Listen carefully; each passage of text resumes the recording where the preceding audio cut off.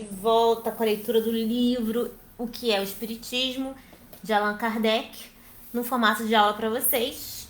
E hoje a gente vai fazer uma pequena recapitulação, né, da aula passada, na qual Kardec faz essa pergunta para os espíritos: por que há homens idiotas e imbecis, né? E aí ele coloca o seguinte, que os homens idiotas de hoje foram os homens muito inteligentes de outras vidas que utilizaram, né, da forma errada a inteligência, e eles estão passando por uma fase de idiotia, né, como se fosse uma expiação, né, para pagar a dívida que ele acumulou na vida anterior. E assim também vale para os imbecis e tal. E aí ele pergunta assim, qual o estado da alma durante o sono? E aí ele diz que no sono é só o corpo que repousa, tá? E o espírito está livre, mas ainda preso ao corpo por como se fosse um cordão, né, de um laço, né, que une o corpo ao espírito. E esse laço só rompe com a morte. Qual a causa dos sonhos? Aí ele diz, é o estado de liberdade do espírito, e também são recordações dos lugares e pessoas que ele viu ou visitou nesse estado. E aí ele pergunta assim, de onde vêm os pressentimentos? Aí ele responde, são recordações vagas e intuitivas. Por que há na Terra selvagens e homens civilizados? Aí ele diz que os selvagens foram aqueles que são espíritos mais atrasados, e os homens civilizados são espíritos mais adiantados, né?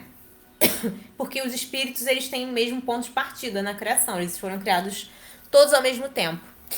E aí ele pergunta o seguinte, não será admissível, segundo pensam algumas pessoas, que a alma, tá, não encarnando mais que uma vez, faça seu progresso no estado de espírito ou em outras esferas? E aí o espírito responde, essa proposição seria admissível se todos os habitantes da Terra se achassem no mesmo nível moral e intelectual. Caso em que se poderia dizer ser a Terra destinada a determinado grau. Ora, quantas vezes temos diante de nós a prova do contrário?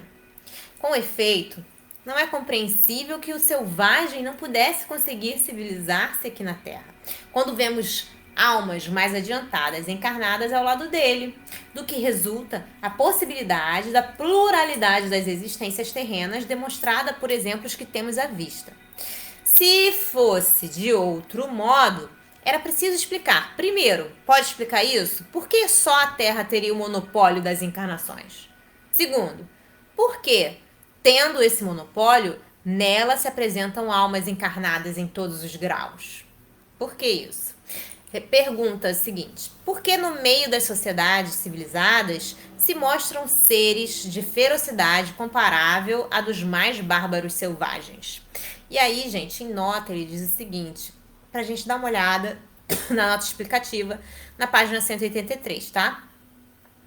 A gente não vai dar essa olhada hoje.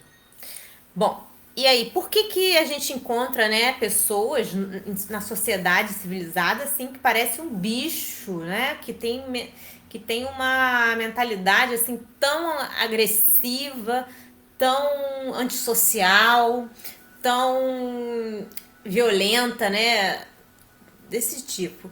Aí os espíritos dizem, são espíritos muito inferiores, saídos das raças bárbaras, que experimentam reencarnar em meio que não é o seu, e onde estão deslocados, como estaria um rústico colocado de repente numa cidade adiantada.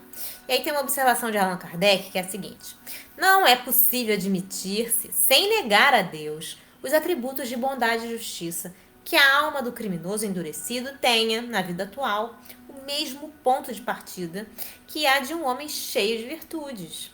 Se a alma não é anterior ao corpo, a do criminoso e a do homem de bem são tão novas, uma como a outra.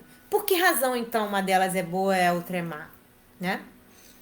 Pergunta, de onde vem o caráter distintivo dos povos? E aí responde, são espíritos que têm mais ou menos os mesmos gostos e inclinações, que encarnam em um meio simpático e muitas vezes no mesmo meio em que podem satisfazer suas inclinações. Tá, gente? A gente fica por aqui por hoje. Espero que vocês estejam gostando. Até a próxima. Tchau, tchau.